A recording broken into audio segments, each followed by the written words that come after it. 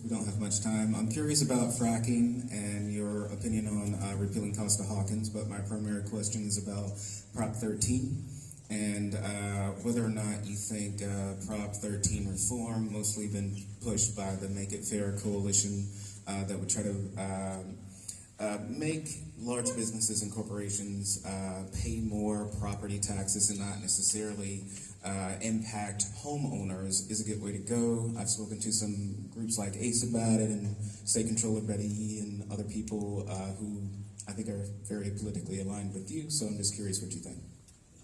Yeah, right. When the voters passed Proposition 13 in 1978, right, the rule was that when you had a substantial change, with substantial improvement to property or change of ownership, right, it would trigger a reassessment. Because of smart tax attorneys and the flawed design of Proposition 13, we know that people have avoided that reassessment, right? So we ought to be fixing the rules in regards to Prop 13, right?